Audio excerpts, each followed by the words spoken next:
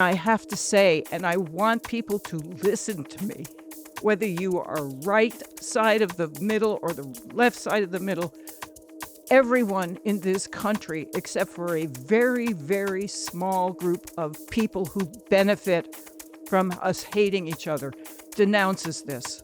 The vast majority of people say what happened is unacceptable and it is wrong.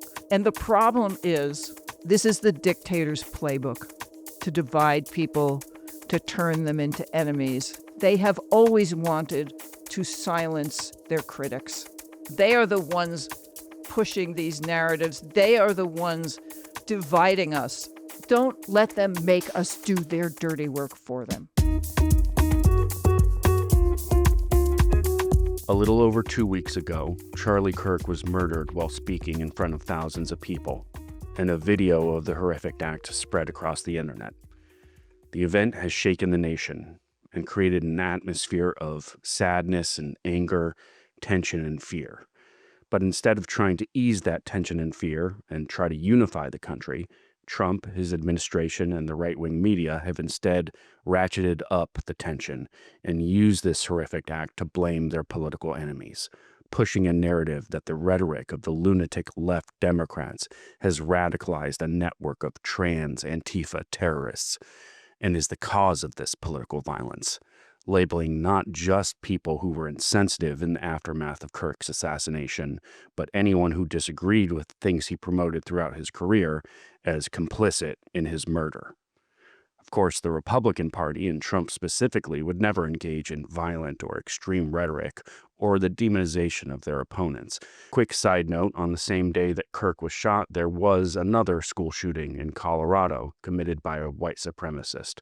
Oh, also, Democratic lawmakers were murdered back in June in Minnesota by an anti-abortion activist. But anyway, with another shooting the other day at an ICE facility in Dallas, the Trump administration has become even further emboldened to use the full force of the federal government to silence their critics, go after their enemies, and further entrench their, yes, authoritarian power. Things are bleak, folks, and the nation feels more divided than ever, which is, of course, their goal. But are we really as divided as it feels? And is there a way for us to come back together on the things that we can all agree on? Well, it starts by engaging in some truth-telling. So that's what my mom and I are going to try to do today. Because she has lived through the era of extreme political violence of the 1960s, and being a former conservative in the McCarthy era, knows full well the authoritarian playbook for attacking free speech. So I think she can provide us with some valuable insight into this moment in our history. Let's get into it. Hi, Mom. Hello, child. It's been a rough couple weeks here. Today, we are going to be talking about the assassination of Charlie Kirk, the aftermath to his murder, the narratives that have formed around it all, and the crackdown on free speech that we're seeing in response to everything that's gone on. Before we get to all of that, just to ground us in this conversation, what was your initial reaction when you found out that Charlie Kirk had been shot? You know, I didn't really know all that much about Charlie Kirk. I knew a little about him. I mean, I had seen a couple of quotes from him, which I think I've mentioned occasionally, and I thought they were awful and I didn't agree with them.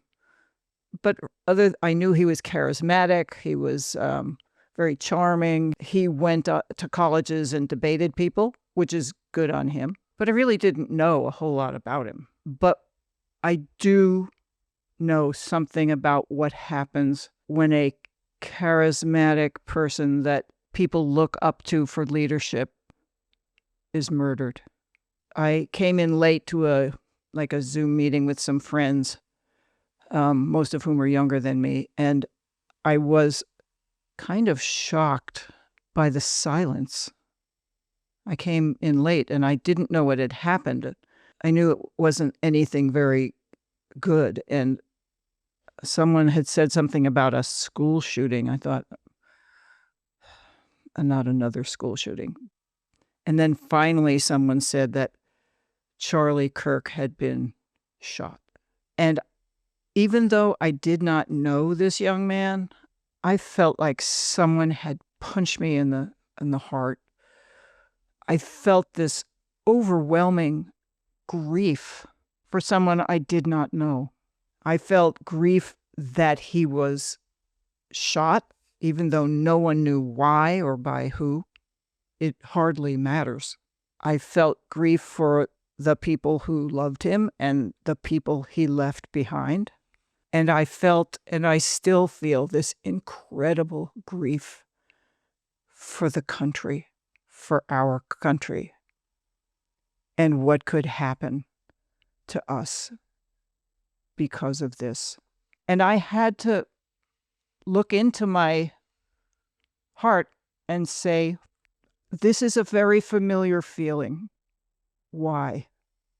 The last time I felt like that was a very long time ago. You have to go back almost well over half a century. I was a senior in high school. It was a Friday. It was in the fall, I remember, because there was a basketball game that day. And the nuns had figured out that one of the ways to keep Catholic high school girls, put that repressed sexual energy was to let them play basketball against each other. So it was a big deal. The whole school was buzzing. Everyone was excited. It was late afternoon. It was my English class. And the principal suddenly came on the PA. And that was pretty unusual. It was usually if somebody had lost a parent suddenly or a sibling, which happened then. People died of all kinds of things, diseases and whatnot. And she said, I am asking you all to pray for the repose of the soul of President John Kennedy, who was assassinated in Dallas this afternoon. I did not like John Kennedy. I mean, not that I knew him. I was a very anti-communist little kid, and I thought he was soft on communism. Don't ask me why. I don't. And he was, of course, the first Catholic president. And so, everybody loved him in my circle because of that. But I didn't like him. But I remember, 60 years ago, how I felt in that moment. The grief, the unspeakable incomprehension of how could this happen in America. The murder of someone like that, regardless of who pulls the trigger, is not a pain that goes away in a day or a news cycle or a week. It's generational. It ripples through time.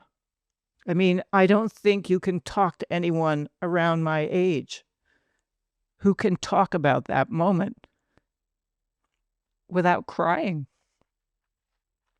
And I really feel for my country and also for the terrible things that will happen after this terrible thing happened. Yeah, I mean, I was very familiar with Charlie Kirk. I had been following his career and the things he said incredibly closely. I was very, very familiar with him and very, very opposed to the things that he was saying and the project that he was a part of. But the interesting thing that happens in this day and age is, they call it it's called a parasocial relationship. When you're watching, podcasters and people talk for hours and hours, you almost feel like you get to know them, Yeah. You feel like you know each other. And even though everything Charlie Kirk said, I was vehemently opposed to, in a weird way, I almost feel like I knew him. Oh. And I was on the set of Some More News directing that show with Cody, and we were filming an episode, and at some point, he was looking at his phone, and we were in the middle of setting up and recording something, and he said, Charlie Kirk just got shot. And it was like, wait, what?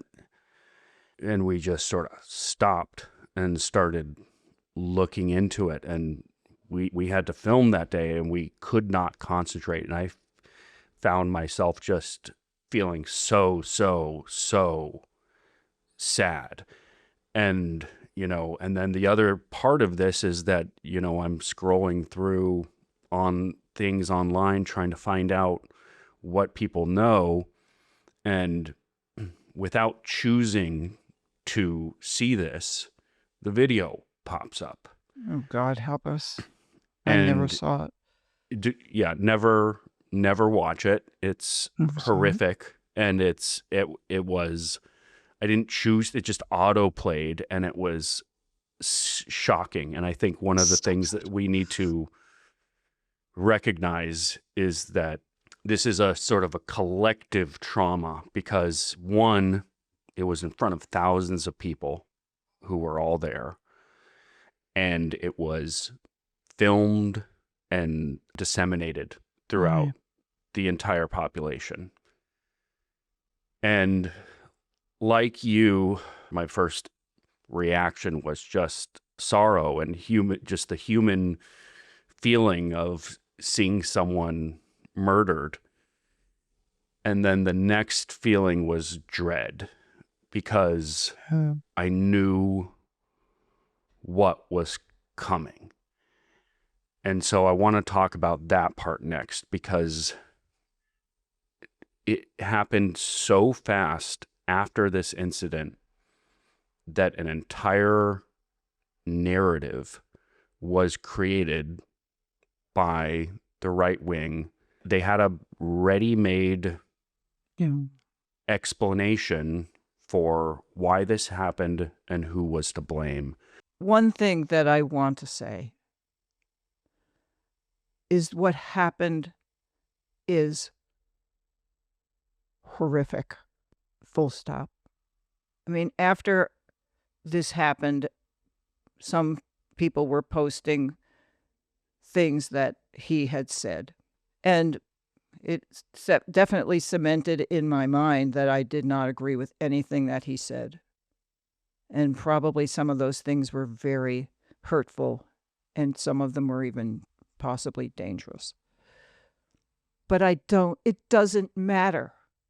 You should not be shot for your beliefs. Now, at that time, we did not know who had done this or why, because a lot of people, politicians, have been shot for nothing. Ronald Reagan was shot by a person who wanted to impress an actress. It had nothing to do with his beliefs. So we didn't know. But it hangs over a murder like that he was shot because of what he said. And that is never right. And I have to say, and I want people to listen to me, whether you are right side of the middle or the left side of the middle, everyone in this country, except for a very, very small group of people who benefit from us hating each other, everyone denounces this. The vast majority of people on every side of this say what happened is unacceptable and it is wrong. And if you are on the right side of the ledger, listen to me, believe us when I say this is wrong, and everyone that I know says it is wrong and it never should have happened. And this is one of the few things that Americans agree about. They agreed about it before this terrible thing happened. And the problem is that the actors that you're talking about, they are the ones pushing these narratives. They are the ones dividing us. They have made people on the right vastly overestimate the tolerance of the left for political violence, when the vast majority of people on the left denounce it, abhor it, and hate it. And on the left, people vastly overestimate the number of people on the right who are okay with political violence. It's all a lie. The people who want to divide us have an agenda that has nothing to do with us, but they know something very important that have been known by dictators and tyrants for forever, which is that if you repeat something over and over, regardless of its truth, eventually people start to believe it.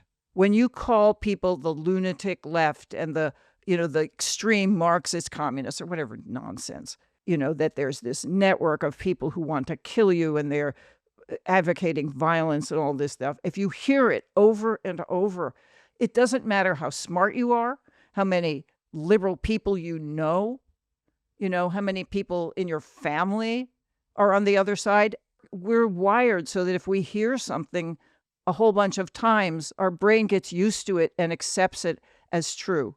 And Goebbels knew this.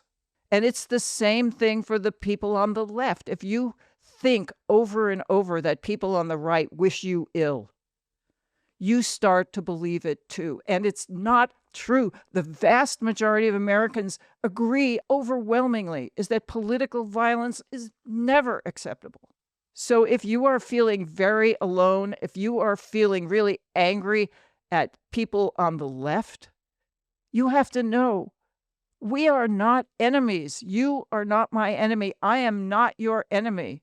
We are not enemies. We're in this together. We hate what happened.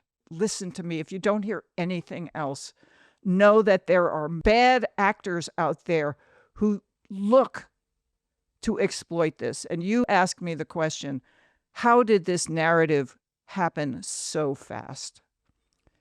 Because having been on that side once upon a time, I know that these answers are ready at hand. This narrative was written months, years ago. It was a narrative in wait, just waiting for something to happen. This narrative was taking place even when nothing had happened. The left was being demonized with no evidence at all. I mean, with very little evidence. Of course, there's violence on the right. They did a study about it. The Department of Justice people, the people like Pam Bondi, who is our Attorney General, who's basically saying that she is going to shut down the voices of everyone who dissents. The days that she's saying that, her department conveniently took down a study. What was the source of political violence in this country over the last 10 years or 20 years? And what they found, of course, was that it was coming from very far right extremists, primarily white supremacists. And then the next is anti-government people, and then Islamist terrorists, and then way down on the list is the left, which is not to say that they're innocent. Human beings are variable and terrible at their worst. Of course, there's going to be some. But they had no evidence. In fact, they were staring at evidence to the contrary. What I'm telling you is at a time like this, when the country is on tenterhooks and this could just blow apart, the thing you need most desperately when people are looking for someone or some explanation or someone to blame is for the President of the United States to stand up and say that we need to step back and turn down the volume. The alternative is too terrible, which is that people will be blamed and the country will tear itself apart. But that's exactly what they're doing. It's not because they love Charlie Kirk.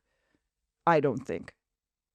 It's because they know that the news is bad for them on everything else. And this is a perfect way to do two things. Number one, distract everyone from how bad their lives are getting because of the terrible things and idiotic things that they're doing.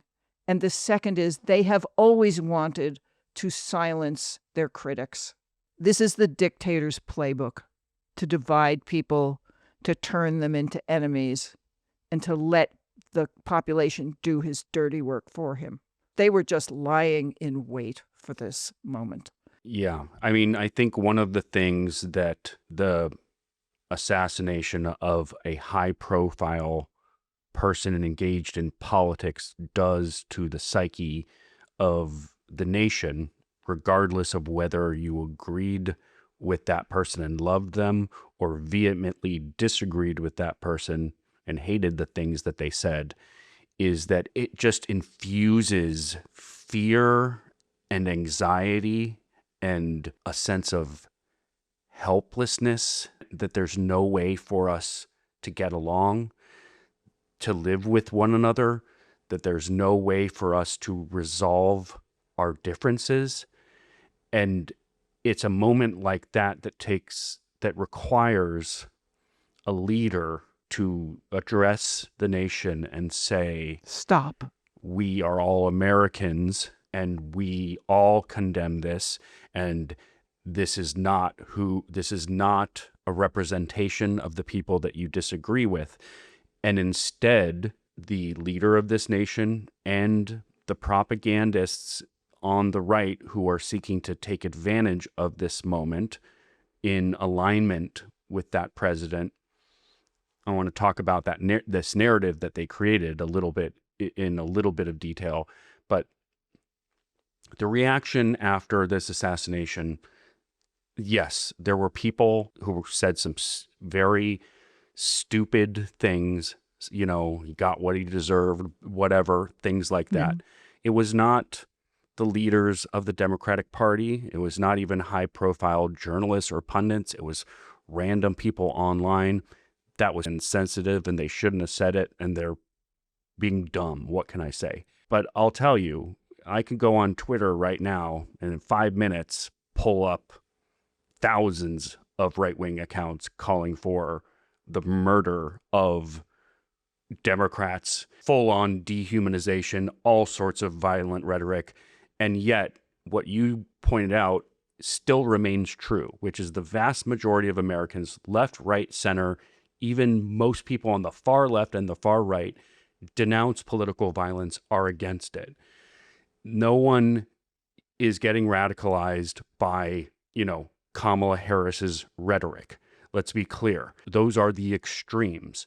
But there is a political project to take advantage of this moment, and the narrative that they have spun is that the left, the Democrats, LGBTQ people, all these people want you dead on the right. They are all complicit in Charlie Kirk's murder, and they are your enemy. And that is supporting the actions of a president and an administration who is now exploiting this moment in order to crack down on their enemies and silence them. Okay, let me tell you what I think about freedom of speech, which is not something I always believed. When I was young and impressionable, and Joe McCarthy was having people put into prison for their beliefs and who they associated with. And when the House Un-American Activities Committee was dragging people in and putting them in prison for what they believed, that was okay with me, because there's this insane narrative that in order to preserve freedom, you have to destroy it. You have to destroy it for the others, not for you, because their position is so awful. Well, you just can't have it. The longer I lived, the more I realized what bullshit and nonsense it always has been. And freedom of speech, until the United States existed, was extremely rare. It probably didn't actually exist anywhere in the world. You cannot have a democracy unless people can express their views, no matter how terrible, heinous, hurtful, mean, evil, without the threat of the government silencing them. If you live in fear of what the government is going to do, and you drive hateful views underground, it just festers. It just expands. It gives the view that's being crushed credibility. It's so true. The government doesn't want you to hear it or say it. And you can't destroy a view like that. You cannot destroy it by silencing it. You cannot destroy it by driving it underground. The only way you can destroy it, it's like a Horcrux. You have to have a special thing to destroy it, and that is sunlight. Those ideas have to be exposed to the light of day so that people can push back at them, so that people can say, you cannot possibly believe this. This is not right. This is un-American, or whatever it is that you think. The only antidote to hate speech and evil speech and speech you disagree with is more speech. Now, some people don't think that's true. And there are problems, of course, because some hateful speakers have a very big megaphone, and the people who oppose them have a very little megaphone. And that is true. But it's still true that if you try to suppress those views, people's hateful views get currency because there's more than one person who believes them. Charlie Kirk, and I've read of some of his views, he was saying things that have been around for decades. Most of what he said was not particularly new. They were trying to suppress the voices of professors, for example. In the 50s, they were calling professors into the House Un-American Activities Committee. None of it is new. What's new is it has a new, patina. You can't have a democracy unless people can speak their mind. The thing about the freedom of speech is people disagree with each other on what speech is good and what speech is bad. And so when you have the government deciding what speech is acceptable and what's not, okay, maybe you're in charge at one point and you can decide, hey, this is hateful speech and we're going to suppress it. But then when someone else is in charge, then suddenly you're the one whose speech is getting suppressed. And you're talking about a time in the 50s with the House Un-American Activities Committee where people were being arrested and put in jail for what they believed. And some of the things that those people believed were not hateful things. You know what I mean? True. So they were things that were true. I'm thinking about the way you thought about it's good that these people go to jail when you were a right-wing person in the 50s. What they believe is so bad that it needs to be suppressed. Right. And there's certain language that's being used right now that is dehumanizing entire groups of people in order to support the effort to silence them and take away people's moral consideration for them. So you can go through each of the group, the way that immigrants have been described as rapists and murderers, the way when Donald Trump first came down that escalator. Now they've labeled them as terrorists. What can you do to terrorists? You can do anything you want to terrorists. They're terrorists. They've called Antifa terrorist organization. Antifa meaning anti-fascist. That term Antifa can now be spread even further and further to anyone who opposes fascism. I oppose fascism. Am I Antifa? Am I now suddenly a terrorist? Stephen Miller is insinuating that the entire Democratic Party are a bunch of terrorists. Matt Walsh is saying that this murder of Charlie Kirk was run by an LGBT terrorist cell and that everyone who supports them and funds them should be prosecuted and put to death. Before the Charlie Kirk murder, there was this horrible crime of a young Ukrainian refugee who was tragically stabbed by a mentally ill homeless man. They were calling him an animal Fox News host recently said that homeless people who are mentally ill should be involuntarily given lethal injection. Just kill them all. The language of dehumanization means that you're saying this entire side is filled with violent degenerates, inhuman. You can now do whatever you want to that group and justify the government's cracking down on, certainly for starters, what they can say, but the fear is that it goes further and further to a purge of their political enemies.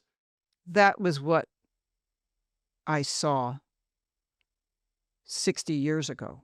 Even when I was an anti-communist person, this was the moment that I was afraid of.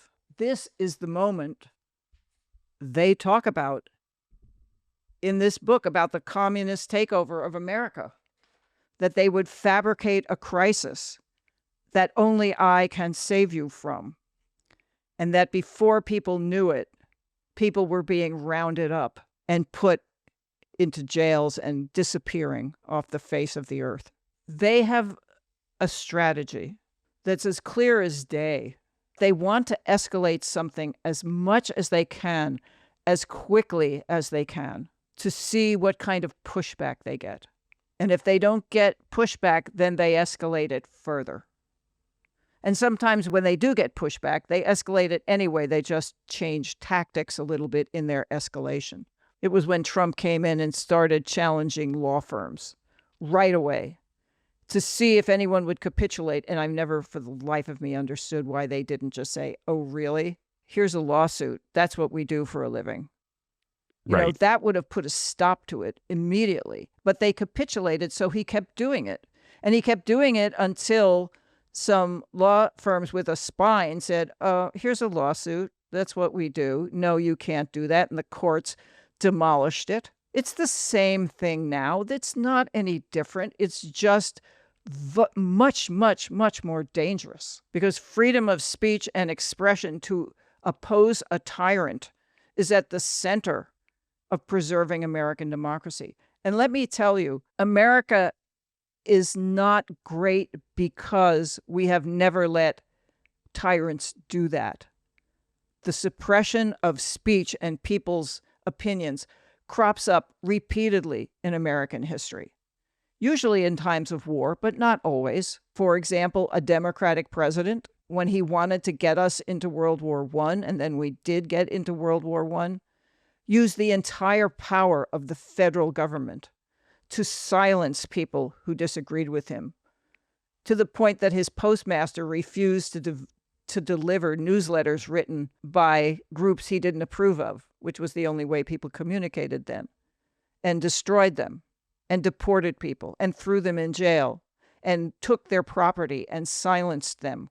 Whole, companies were destroyed. So it's not as if we haven't had this in the past. We have. The greatness is that we have always overcome it. And this time, they are really trying very hard to make sure that we do not. The reason you demonize a population is that it becomes much easier to hate them. They have no face. A little immigrant child sobbing for her mother in the middle of the desert will break people's heart. But if you take away that picture, she just becomes a number. She's the spawn of a criminal and a rapist or an invader or whatever. So you must dehumanize first, and then you rely on the population to do your dirty work. Because here's the cycle of violence. A terrible thing happens. The bad actors on one side or another immediately blame the other side. They repeat it over and over until it starts to sink into people's heads. People then become afraid that the others are going to harm them in some way. And so they start escalating their rhetoric in response. Meanwhile, the people on the other side, let's just say people like me, people like you, who are now becoming members of a criminal enterprise, who are now becoming people who, are provoking violence for some reason based on no proof, you start an arms race. People are like, you're not going to catch me flat-footed. If you're going to come after me with a gun, I better buy a gun. I better learn how to shoot the gun because they're coming after me. And then they say, oh, look at them. They're only, they're planning for war. They're buying guns and ammo. We have to arm ourselves. That's the cycle. And it can spin out of control immediately. The government doesn't even have to do anything except provoke people into believing that we hate each other and we're coming for each other. And all I can say is, listen to me. It is not true. It is not true. My family, who are much, much, much more conservative than me, and I don't agree with them probably on anything, are not my enemy. They are not coming to shoot me. I don't believe that. Even though I was a right-wing person for many years and I know the capacity to destroy the Constitution on that side, they are not coming for me. And they damn well know that I am not coming from them. It's inconceivable. It's inconceivable. So don't put aside your common sense. The people that you know in your family, your friends, your college friends, your acquaintances at work, they are not coming for you. And you know that. Don't let them just say, well, it's not you, it's someone else. No, it isn't. It isn't any of us on either side. Don't let them make us do their dirty work for them. Do not do that. Yeah, there's been this whole argument and debate going around where, right-wing people have made the argument that because Democrats or liberals or people on the left have labeled the behavior of this administration, have described it as fascist, that is in and of itself a call to violence. And I just want to speak on that for a minute because I've called this administration and Trump fascist for a long time now. And it's not because it's a pejorative. It's not because I'm trying to incite something. I use that word because it's descriptive of the tactics that he uses, that it's, fascism, which includes a hearkening back to a great mythic past that involves the scapegoating of groups, that involves language that dehumanizes them, that involves a cult of personality. There are elements of this administration that you can go through the list. You go through the list. We can go through the list of the victimization of them. Like you can read a book and say, look at the tactics used by this ideology, and you will see the things that Donald Trump is doing. And it's not to provoke, it is to help people understand, because I want people to understand that this demonization and this dehumanization of these groups in order to justify an authoritarian push is what they're doing. Before Charlie Kirk was murdered, I brought this up briefly, but there's this, I think it's part of the story now, is I told you about this Ukrainian refugee who was killed. That story was circling around the right-wing media propagandists who I separate from the general population of Republicans. These are operators that are part of the Trump agenda, but they were creating a frenzy over this tragedy, and it was being used and it was being picked up on by the administration. It wasn't just these people online. It's, they were sharing pictures of her and talking about how this was all the result of Democratic policies and the judges that allowed this animal to run free and murder this poor girl.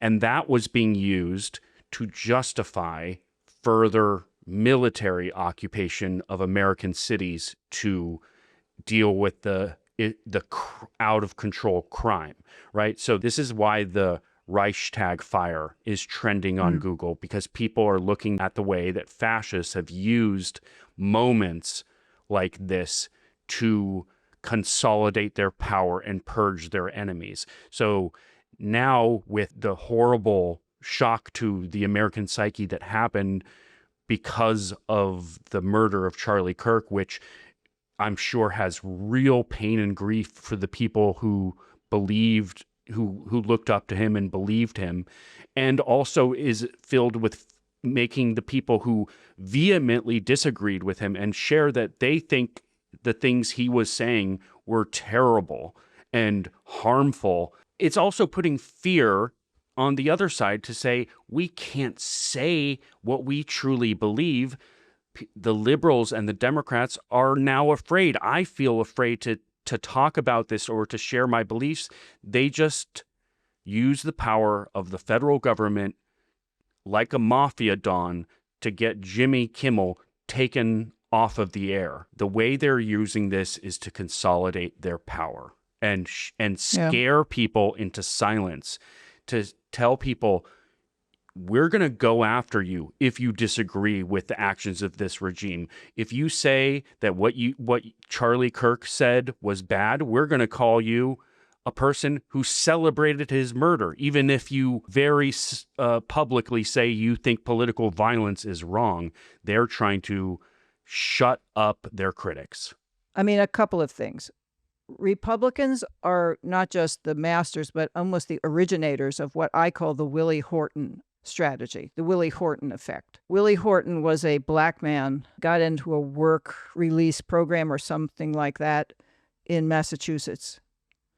And when he was out, he committed some terrible crime. I don't remember what he did, whether he murdered a woman or he did something terrible. It was under the watch of the governor who was running against George H.W. Bush for the presidency, Michael Dukakis. There's a famous ad, the Willie Horton ad, where he basically said, you're unleashing the criminals, hint, hint, black people, on innocent white people. Despite a life sentence, Horton received 10 weekend passes from prison. Horton fled, kidnapped a young couple, stabbing the man and repeatedly raping his girlfriend. Weekend prison passes. Dukakis on crime. You take one instance that is an outlier, a complete outlier, sitting there by itself, representative of nothing but itself, and they take that instance, that one instance of someone who is a terrible human being for whatever reason, and they make it as if that's just the tip of the iceberg. That's not the lone example out of a million, because of one good story about that is better than all the statistics in the world. And if you can make people believe that that's just the tip of the iceberg, that does all the work for you. And that's what they do. That's just an example of that. You take a homeless person who's mentally ill, a black man, I gather, on a train, and you say, this is the fault of Democrats. Well, I don't know what it's like in the state where this terrible thing happened. In California, it was Ronald Reagan who closed all the mental institutions and set those people, who were suffering from mental illness out on the streets. And California has never, ever recovered from that. Democrats? I mean, was it a bad policy? Well, then look into the policy and fix it. It was their plan? I mean, what are you talking about? That's to Willie Horton, a group. God forbid that a lesbian woman, for example, ever become a mass shooter. They will be taking guns away from lesbians. They will say that all crime is the fault of lesbians. They will want to throw us in prison to make sure that this never happens and everyone is safe. They will Willie Horton us. I'm sure they've written the script already. I mean, they're already doing something very similar with trans people. It's very simple. Take Willie Horton out of that and just put in somebody else. It's not the lone wolf. It's the tip of the iceberg. What you need to know is they're all like that. The immigrants are all rapists and murderers. When I saw that they were attacking Democrats, like Democrats own this, there's blood on your hands, and this is the Democratic lunatic left. By the way, that is from the 50s, except it was called the lunatic fringe at that time, and it was referring to people like me. It was referring to the right. And Trump is extremely good at taking narratives that work and flipping them on their head. He didn't make that up. He got that straight out of the 50s. Like I said, we grew up in the same neighborhood. Okay, so they're saying that Democrats are responsible for this. What is their evidence? There was no evidence. You own this. You own this. Blood is on your hands. Leave us alone or we'll protect ourselves. Blah, blah, blah. I'm like, then I found some evidence. I think it was Stephen Miller's wife said, what did you expect when you called him Hitler and you called him a Nazi and you called him a fascist or something? Well, I mean, Donald Trump called Kamala Harris a fascist at least 5 times. Called her a communist, leftist, Marxist, fascist. I mean, he kept saying it. I'm sorry. When I was a conservative person, nobody was such a snowflake that they crumbled when someone called them a bad word. You're a fascist. Oh, that's so violent. You know, you call me a fascist, someone's going to come out and shoot me. Like, what are you talking about? I mean, you're very controversial. You say really controversial things. People are calling you bad words. Like, what are you talking about?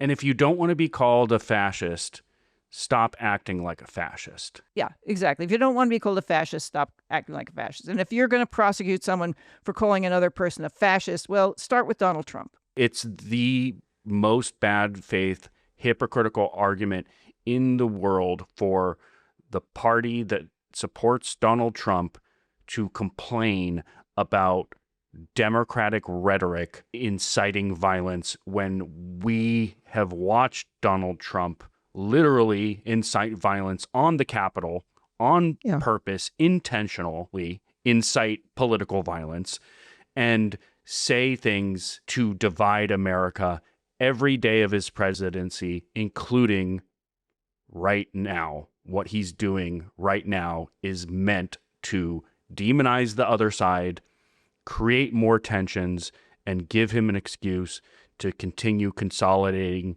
his power. You know, there's something about this Jimmy Kimmel thing that I just want to say briefly. The silencing of Jimmy Kimmel, I know it's just a late night comedian, but it really sent chills down my spine when I started learning more and more about what happened. Because you've got, you know, the FCC guy basically acting like a mafia don. It'd be a shame if something happened to that merger you're trying to do. You know, that Jimmy guy of yours has been running his mouth, you know, just an inference. And then, of course, all this capitulation that we've seen from the corporations who have no loyalty to this country and only have loyalty to their bottom lines and making profit are more than happy to do the bidding of Donald Trump and his FCC guy, the federal government, wanting them to silence his critic so they can curry favor, get this merger through, and continue making ungodly amounts of money. The collaboration between authoritarianism and corporations with only a loyalty to their bottom lines is just, it's almost too textbook. And so my question to you is, what is our responsibility as citizens right now in the face of what's going on? It is time for people to put their divisions aside and come together as American patriots and say, hell no. How dare you try to take the First Amendment away from us? Let me tell you something about the First Amendment.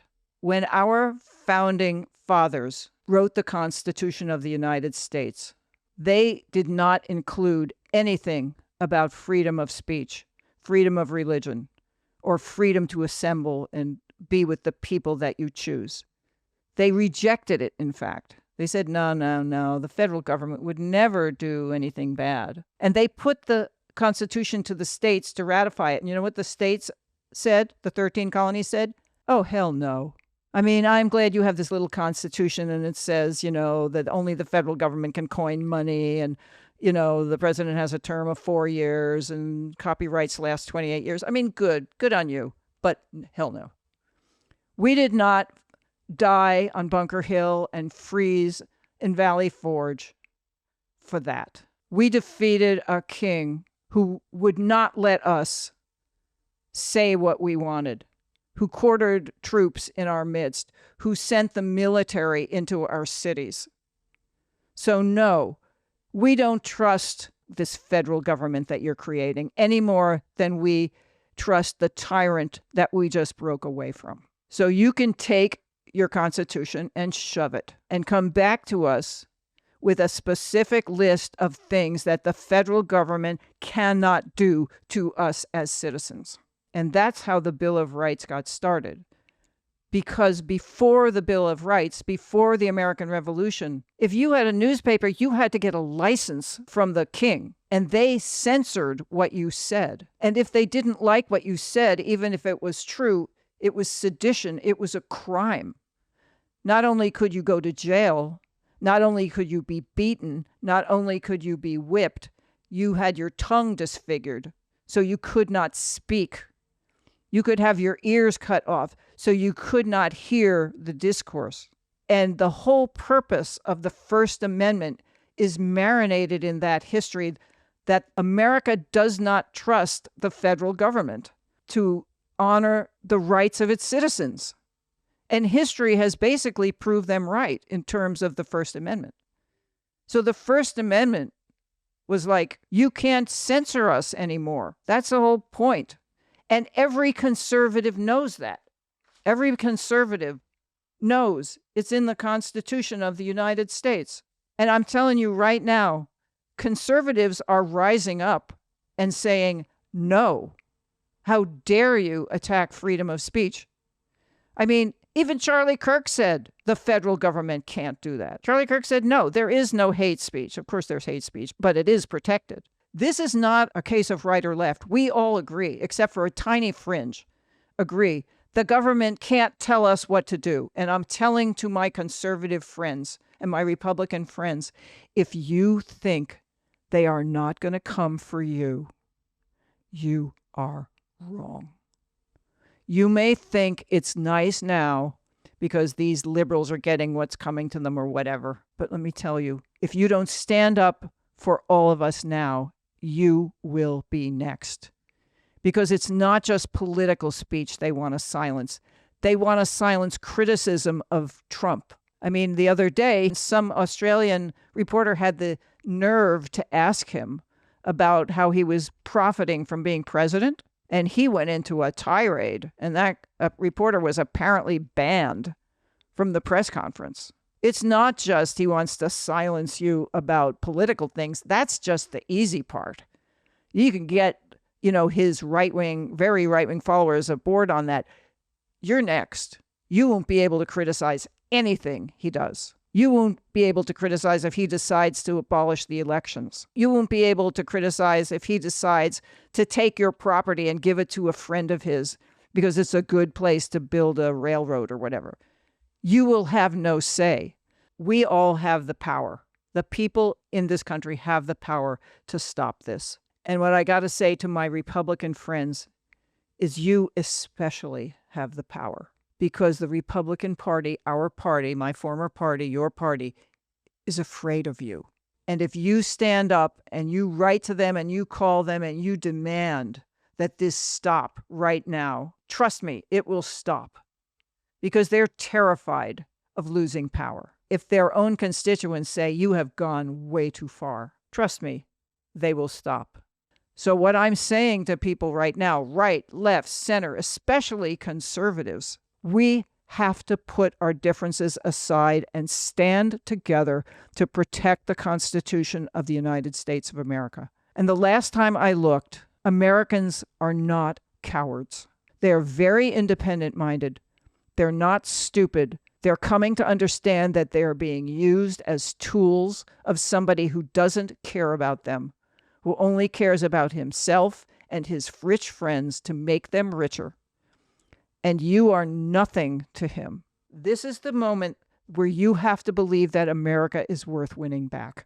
You and I may not agree on anything except that we love this country with all its imperfections. You can say the most hateful things, and I will defend your right to say it. I will defend your right to say it, even if you would never defend my right to say it, because it's that important to a free people. And we have to decide, which side are we on? All of us. All of us. All right, Mom, I think that's a good place to leave it. Thank you so much, and I love you. I love you. All of you. Thank you all so much for watching. It's true what my mom says. We love all of you.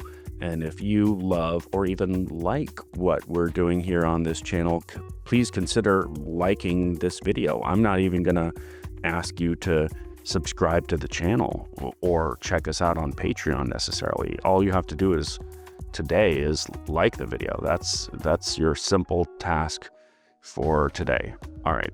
Love you. Bye.